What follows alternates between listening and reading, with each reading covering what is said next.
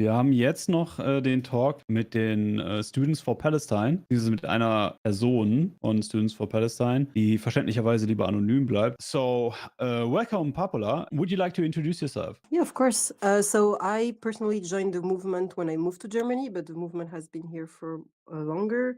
So it's an anti-fascist, anti-imperialist, and a movement that fights against militarization in Germany, and that shows solidarity with the Palestinians and Palestinian struggle and genocide. And I mean, we fight against it, of course. But yeah, and I am a student of in one of the universities here. Okay, yeah. So what can you tell us about the protests at the universities in Germany? Because from German media outlets, you nearly hear anything from the protests. It's like they're not happening. If you hear anything, they say they're anti-Semitic. They're trying to force Jews out of the universities, and that's everything. So what can you tell us about the student movement? Just how did it start? How is it going? So there are protests and there are students, but of course, a lot of people stay silent, and a lot of students stay silent and don't show solidarity. And also, there's a clear repression from the universities over the students. So I guess there's also fear. So, and also the media, the local media are not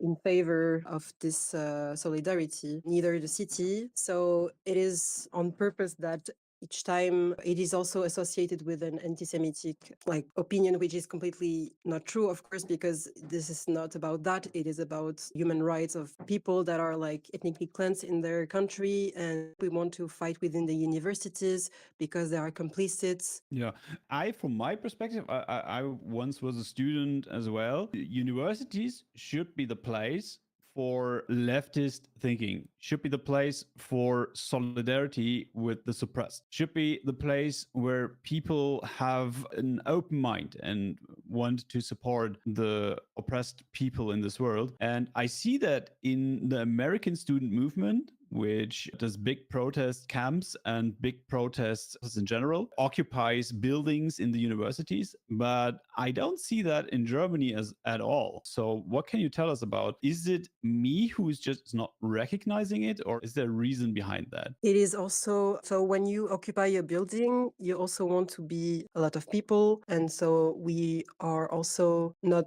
a very big movement compared to other cities in the US, but afraid of the consequences of doing that. And so they don't want to take the risk, also because a lot of people in our movement are not necessarily German. And so there can be a risk of deportation. And so there has been people that are being put on trials and risking deportation. So, and also they're getting stricter with laws and trying to silence students from having any political opinion within the universities, especially TUM, and that is the technical university. And we actually tried to have a dialogue, an open dialogue that was publicly announced with them, with the TUM administrative, professor administration, staff, and so on, was announced. And we went to the place of meeting, and actually security within the building was inviting us to go to this room. And then like an administrative of TUM came and said the dialogue was over, asking us to leave. And we tried to leave, and the police was already there within like 5 minutes. And they were blocking us from going in or out this room for 3 hours. Students were blocked there. So that's also a way of clearly saying that they don't want to talk about it. They don't want to stop these collaborations. They want to silence us. There is no room for discussion, and that they don't want to end their collaboration. They have, for example, there's a whole report written by another group of academics called Academics for Justice. They went through a lot of collaboration from TUM and LMU with Israeli universities that are involved with any militarization that plays a role in the genocide or in illegal settlement, for example. There's a collaboration between like a campus in here called Ottobrunn campus with Ariel University, and it's happening in an illegal settlement, for example. So and we tried many times to talk with universities, and dialogue was basically not possible. So I think there's a lot of repression from universities, and people are really afraid. And It's also a lack of people, and yeah. How do they justify that they don't even have the dialogue? How do they justify to call the police and block you into inside a room and so on? They want to. They claim that the university are a place that should remain apolitical, which is crazy because I mean, when we look at history, though this is the place where a lot of political actions started, and that were joined, for example, with workers. If we think about '68, that was the case, and they basically want to hide their collaboration. And sometimes when they were put in the report, the offers were deleted from their accounts. So yeah, basically they don't want politics to be talked about in the universities. Because then they have to be transparent. They have to students would have more power, and which they don't want to. They don't want us to have. And do you, from your perspective, is it just laser focused on the Palestinian movement that they say we as a university are no room for politics, which is a crazy statement to be honest? Is it laser focused on the Palestinian movement, or is it also if, like, for example, a pro-Ukrainian protest wants to take place and then they say no, there's no politics at German universities, or is it just exclusively you who get suppressed? So yeah, it's basically there's a focus on certain countries, for example, Palestine or Sudan, but of course it's biased, and there's a double standard because Ukraine, for example, would be way more tolerated, and there you can see a flag in the Rathaus here, where here you see an Israel flag in the Rathaus of Munich instead of a Palestinian one, which should be what we should see, and of course there's also a lot of racism, so that's why a movement that is supporting Palestinians and Palestine will be like full of racism and racially profiled. And I forgot what was your question. My question was basically only if it is a focused suppression on the Palestinian movement, or So, if yeah. universities in Germany just push out politics in general. And they also have a lot of collaboration for militarization, even like in politics within Germany, it's the case, and there's so much money it's involved in that. Like, for example, Germany is basically the second exporter of weapons for Israel. So yeah, they don't want to lose there's racism in this, of course, but they also don't want to there's interest in there. It's like a different motivations, but yeah, there is a focus on certain movements because of like racism, for example. Yeah, I mean, we see that everywhere. Like, for example, we just had this example of the Bundestag, where one of the members wore a Palestine shirt. This was just a gray shirt with Palestine written on it, and she was just thrown out of the Bundestag. While when you wear a pro-Ukrainian shirt, there's no problem, or if you wear an Israeli flag, that's no problem. But if you just have Palestine written on your shirt, you get kicked out of the Bundestag. And so this is just another. So the student movement faces basically the same double standard of suppression. And what do you think? What can we do against it? That's a hard question, but I think we have to stand for what our taxes are being used for, and talk about it, because we're all paying for this. Basically, we're paying for all this militarization. The country is profiting from all those wars, and also it has an impact on Germany. Actually, I think maybe it would be a good motivation for people that are somehow, I don't know what, not interested in other people's people's rights, but it's actually impacting their social services, their health, their education system, and so this money is not going there; it's going into militarization. And also, what we can do is talk to people, trying to organize anti-fascist and anti-militarist groups that try to that disobey the government agreed, and they try to fight back those politics, this government that is like only is motivated by interests. So you already said that one of your big problems is that you're low in manpower. So how can people, if they're a student at a German university, how can they join your organization? So we have an Instagram. Maybe, I don't know if someone in our group can put it in the chat, but we can also. But it's Uni for Palestine. And if you want to join our movement, Uni for Palestine with underscore and MUC for Munich. And so you can just message us, and then we have open meetings. And then you can come, and in those meetings we organize, we talk about what actions we want to take, what is happening here, and come to protest, organize the protest. There's other groups that are not students group that we work with. Yeah, and we also sometimes are present in the universities. So according to if there's protests, we also present there. But yeah. Basically, the easiest to reach us is to contact us in our Instagram. And is there also a way to support you financially? Yes, on our on the bio of GoFundMe, and then there you can do a donation. Yeah.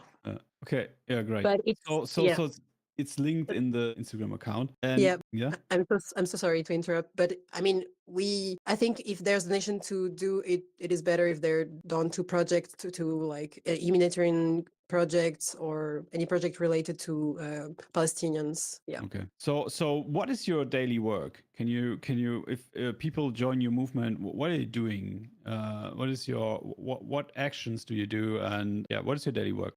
So basically, the main things we have are meetings, protests, and we also have an info stand that we have every week where we gather donations to Gaza, and we also invite speakers and to talk about not only, and we also do workshops, talk about their, like for example with Mohammed. Also, we already had contact with him, and we try to share their struggle with other people, and some people also try to work with union. We do research to show the complicity of our universities. We have demands where we want them to be transparent and stop their collaboration. Yeah, I think that's the main thing. Those are the main things. So you said that most of the people working for your organization are non-German. So they have to be afraid of getting kicked out of university and getting kicked out of Germany itself when they're openly pro-Palestine. What would you say? How many Germans are in your organization in Munich, and how many Germans are protesting for Free Palestine? Is it like only a couple of them? Would you say it's 80% non-Germans, 20% Germans, or what's the ratio? Because I always have the feeling that the German pro-Palestinian protest is just dominated by non-Germans, like for people that haven't been born here in Germany or are non-whites, and you barely see white people on pro-Palestinian protest in Germany. But I don't live in Germany, so I don't know. Like, it's just the pictures I have from media. In Ireland, for example, in Ireland, the protest is just like being colorful, like all Irish people are protesting for a free Palestine. And as a German, I'm always a bit pissed when I look at pro-Palestinian German protests, because it's just this you barely see any whites. So within our movement, I would say 20 to 30% are German, and the rest is international. And also, I think there's a reason, and it's also the same in protests. I don't know about the percentage, but it's mostly international people. And it's also about, I think one of the reasons is that the educational system, and also, yeah, it's a very depolitizing students and throughout their life. And so they don't feel like it's their concern to fight for this, as if it was someone else's problem. And actually, it is also, it is a global problem. And I have a hard time finding reasons for Germans to protest for Free Palestine or against genocide, and giving them reasons why they should do it and what they can get from the protest. Because it's like, just if you call yourself a leftist, you have any leftist values in yourself and you have internalized them, and there's just no way for you to not protest against genocide. There's just literally no way. So I'm very disappointed when it comes to the German population, when it comes to the German pro-Palestine protest, because it's just barely an international audience. It's just barely those people that have so much more to lose than a white German. And you don't get them on the streets, you don't get them in the organizations. So maybe that's something we can change in the future. Just have the courage as a German to stand up for what you believe in. And the bare minimum you should believe in is a world without genocide. I mean, it is quite striking. Also, like, I'm personally not from Germany. I'm from France, and there I can already see a difference of how much more people would get on the street, talk loud about something. And also in throughout history, actually, I think it is not only now; it's also even was the case already in the past, but I think it's also the case in other countries. But here, yeah, it's striking, especially because Germany has such a big role in this, that we should be doing something, definitely. Yeah, I think there's a lot of time the excuse that of the past, of the Second World War, but I think it's because especially of this that we have to do something to not repeat history. And people don't realize this, or they don't want to see this. This is like they are taught to not care about this, and it is very disappointing. And a lot of people call themselves leftists, where clearly their stand doesn't reflect this position. Yes. So one reason I think for many people who are afraid to join pro-Palestinian movement at the universities is the narrative that the pro-Palestinian uni movement just structurally kicks out Jews out of the uni and blocks Jews from participating in the seminars and so on. What do you say about this narrative that the pro-Palestinian uni movement is anti-Semitic and tries to structurally kick out Jews from the universities? Well, first, there are Jews in our group, so that doesn't make much sense. But it is also a way of instrumentalizing this anti-Semitism and trying to make us look what we're not. We are fighting for human rights, and if it was not a Jew state, it was any other state that was doing the same, we would be fighting against it the same way.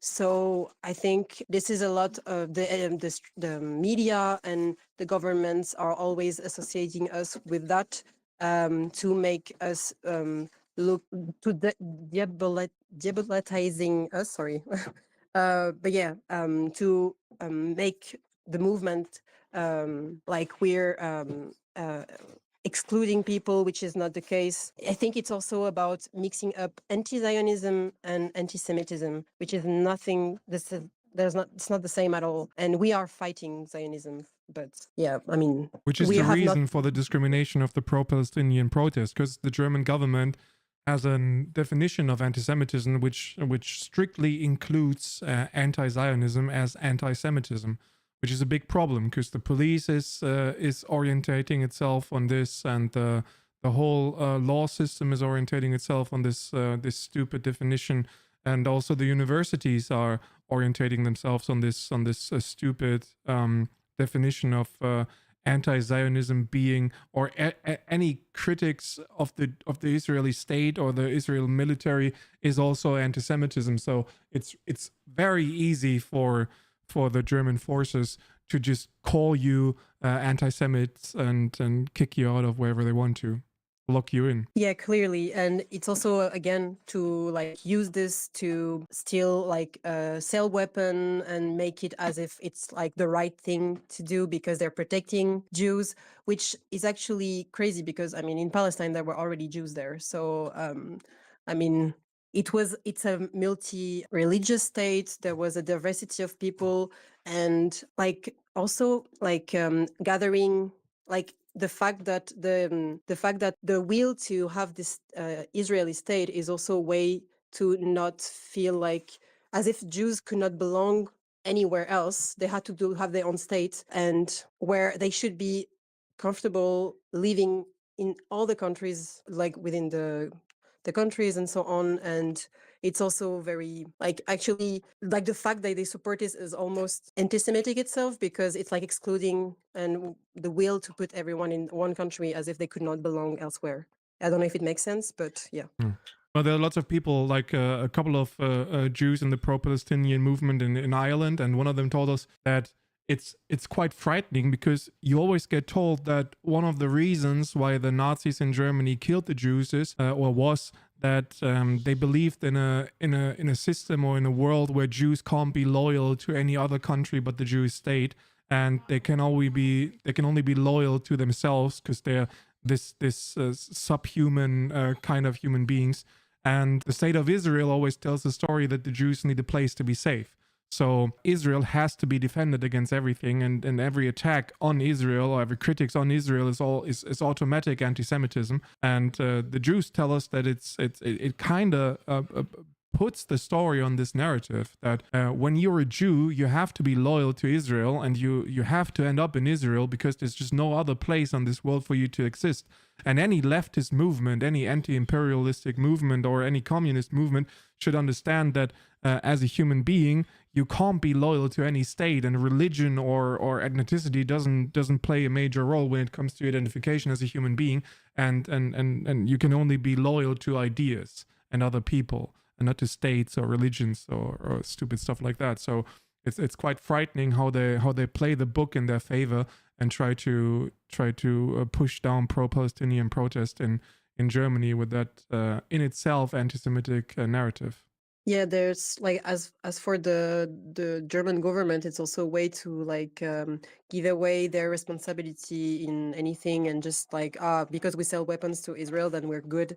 And they have a lot of they are allowed to be accountable for within their history, and yeah, it is quite frightening. Like this, I agree for sure. And we should be clearly against this.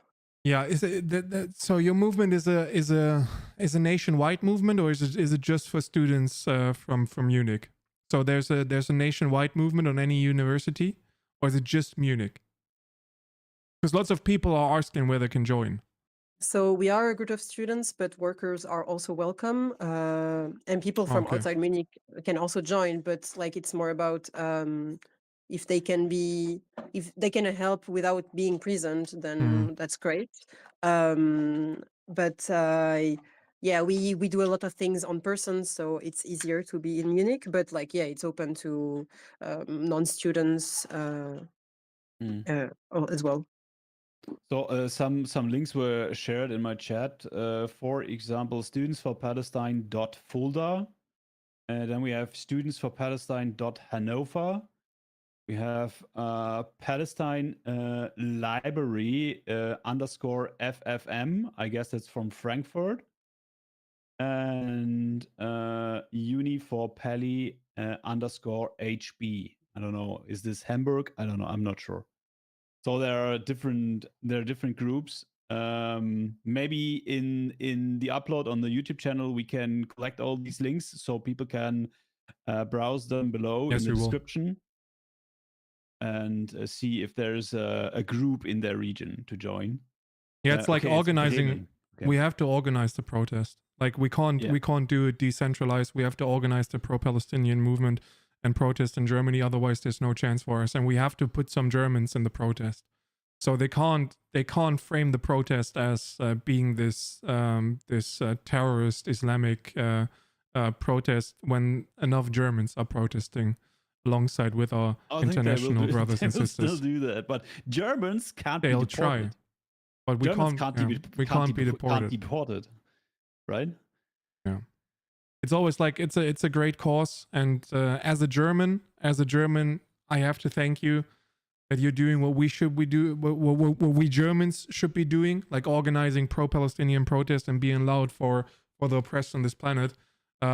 Is there anything else you want to say to the audience? Because my time is coming to an end in a couple of minutes. So I want to give you the rest of the platform. Is there anything you want to say? Yeah, of course. So if you can organize, you can also boycott, divest your universities, sanction your universities, protest, show your support. If you can donate, organize yourself with other activist groups. It's like a fight that is on, how can I say? Yeah. Sorry, a word is not coming into my mind, but yeah, basically stay active, don't stay silent, join movements, if you're in Munich, join our movement. You can contact us on our Instagram, and don't be afraid to stand up for what you think is right, and don't stop fighting back. And yeah, free Palestine. Yes, I can just subscribe to that. And I'd like to add that a society with apolitical universities is basically brain dead. So, Yeah, so like that's true. It's just like you said, like every political movement, any social progressive movement in the past was born in universities, at universities. It was always been the academics who are leading the charge and putting their time. It's like when you're at a university and you're an academic, you are the privileged ones of the society. And this is how you use your privileges. You sit at a university, you got a bunch of time, and you put that time to a place where you can help people that need help. So an unpolitical university is like basically the direct opposite of what a university should be. Like universities are political. And if universities are not political anymore, we can just close that whole place. Universities who are apolitical are just basically institutions who should produce workforce, and no more, no less. So if you are a student and you are at one of these universities who claim to be apolitical, just stand up against this, organize, join political movements, and be part of the brain active side of the society.